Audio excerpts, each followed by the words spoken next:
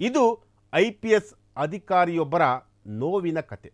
ಆ ಅಧಿಕಾರಿ ರಾಜ್ಯದಲ್ಲಿ ಸಿಂಗಂ ತರ ಇದ್ರು. ಲಕ್ಷ ಲಕ್ಷ ಅಭಿಮಾನಿಗಳು ಆ ಅಧಿಕಾರಿಗೆ ಇದ್ದಾರೆ.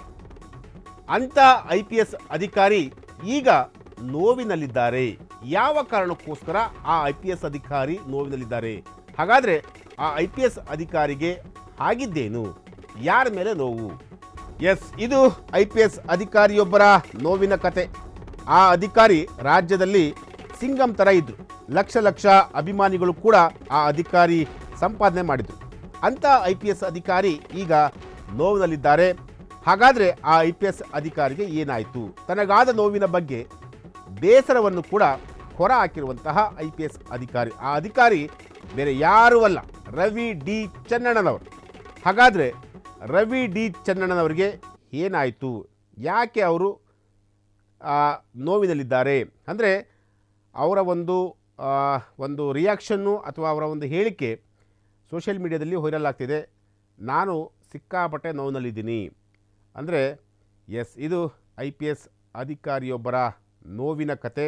ಆ ಅಧಿಕಾರಿ ರಾಜ್ಯದಲ್ಲಿ ಸಿಂಗಂ ಥರ ಇದ್ದರು. ವೆಸ್ಟ್ ಡಿವಿಷನಲ್ಲಿ ಅವರು DCP ಕೂಡ ಆಗಿದ್ದರು.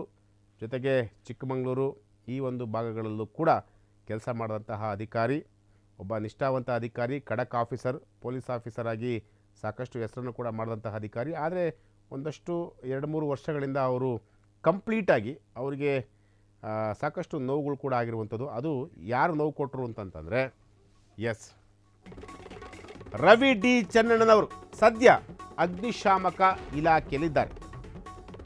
ಅಗ್ನಿಶಾಮಕ ಇಲಾಖೆಯಲ್ಲಿ DIGP ಆಗಿ ಸೇವೆ ಸಲ್ಲಿಸ್ತಾ ಇದ್ದಾರೆ. ಆದರೆ 4 ವರ್ಷಗಳಿಂದ ಖಾಲಿ ಕೂತಿದ್ದೇನೆ ಹೀಗಂತ ರವಿ ಡಿ ಚೆನ್ನಣ್ಣನವರು ಸರ್ಕಾರದ ವಿರುದ್ಧ ಬೇಸರವನ್ನು ವ್ಯಕ್ತಪಡಿಸಿದ್ದಾರೆ. ಎಲ್ಲಿ ಬೇಸರವನ್ನು ವ್ಯಕ್ತಪಡಿಸಿದಂತಂದರೆ ವಾಲ್ಮೀಕಿ ಜಾತ್ರೆಯಲ್ಲಿ ರವಿ ಡಿ ಚೆನ್ನಣ್ಣನವರು ಬೇಸರವನ್ನು ವ್ಯಕ್ತಪಡಿಸಿದ್ದಾರೆ. 4 ವರ್ಷಗಳಿಂದ ಎಕ್ಸಿಕ್ಯೂಟಿವ್ ಪೋಸ್ಟ್ ಕೊಡದೆ ಸರ್ಕಾರ ರವಿ ಡಿ ಚೆನ್ನಣ್ಣನವರಿಗೆ ಅನ್ಯಾಯ ಮಾಡಿದೆಯಂತೆ. ಬರೀ ನಾನ್ ಎಕ್ಸಿಕ್ಯೂಟಿವ್ ಪೋಸ್ಟ್ಗೆ ರವಿ ಅವರನ್ನು ಸೀಮಿತಗೊಳಿಸಿದೆಯಂತೆ. ಇದು ರವಿ ಡಿ ಚೆನ್ನಣ್ಣನವರಿಗೆ ಬೇಸರ ತಂದಿದೆಯಂತೆ. ಇದಕ್ಕೆ ಕೇಂದ್ರ ಸಚಿವರಾಗಿರುವಂತಹ ವಿ ಸೋಮಣ್ಣ ರವಿ ಅವರನ್ನು ಸಮಾಧಾನ ಮಾಡಿದ್ದಾರೆ. ನೀವು ಒಪ್ಪಿದರೆ ಕೇಂದ್ರದಲ್ಲಿ ಸೇವೆ ಸಲ್ಲಿಸಲು ಅವಕಾಶ ಮಾಡಿಕೊಡ್ತೀವಿ. ಎಸ್, ರವಿ ಡಿ ಚೆನ್ನಣ್ಣನವರು ಈಗ 4 ವರ್ಷಗಳಿಂದ ಖಾಲಿ ಕೂತಿದ್ದಾರಂತೆ. ಇವರು ಈ ಮಾತನ್ನು ಸ್ವತಃ ರವಿ ಡಿ ಚೆನ್ನಣ್ಣನವರು ಹೇಳ್ಕೊಂಡಿರುವಂಥದ್ದು. ಅವರ ಹೇಳಿಕೆ ಈಗ ಸೋಷಿಯಲ್ ಮೀಡಿಯಾದಲ್ಲಿ ಸಾಕಷ್ಟು ವೈರಲ್ ಆಗ್ತಿರುವಂಥದ್ದು. ಕಳೆದ 4 ವರ್ಷಗಳಿಂದ ನಾನು ಕಂಪ್ಲೀಟಾಗಿ ಖಾಲಿ ಕೂತಿದ್ದೀನಿ. ನನ್ನನ್ನು ಸರ್ಕಾರ ಬಳಸ್ಕೊತಿಲ್ಲ, ನನ್ನ ಪ್ರಾಮಾಣಿಕತೆಯನ್ನು ಬಳಸ್ಕೊತಿಲ್ಲ, ಅಥವಾ ನನ್ನ ಅಧಿಕಾರವನ್ನು ಬಳಸ್ಕೊತಿಲ್ಲ, ಅಂದರೆ ನನ್ನ ಕೆಲಸವನ್ನು ಬಳಸ್ಕೊತಿಲ್ಲ. ಕೇವಲ ಅವರಿಗೆ ಬೇಕಾದಂತಹ ವ್ಯಕ್ತಿಗಳಿಗೆ ಮಾತ್ರ ಒಳ್ಳೊಳ್ಳೆ ಹುದ್ದೆಗಳನ್ನು ಕೊಡ್ತಾರೆ.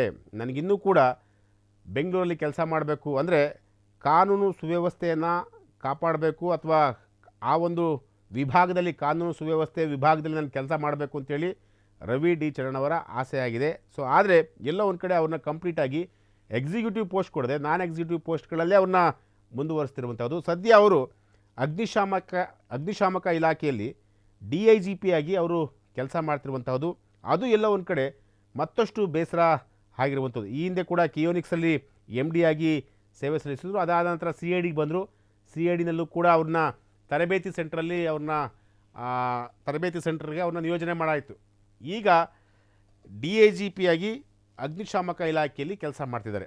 ಸೊ ಅಂದರೆ ಕಳೆದ 3-4 ವರ್ಷಗಳಿಂದ ಅವರು ಕಂಪ್ಲೀಟಾಗಿ ನಾನ್ ಎಕ್ಸಿಕ್ಯೂಟಿವ್ ಪೋಸ್ಟಲ್ಲೇ ಅವರು ಮುಂದುವರಿತಾ ಇರೋದು. ಇದು ಎಲ್ಲ ಒಂದು ಕಡೆ ಅವರಿಗೆ ಸಾಕಷ್ಟು ನೋವು ತಂದಿದೆ.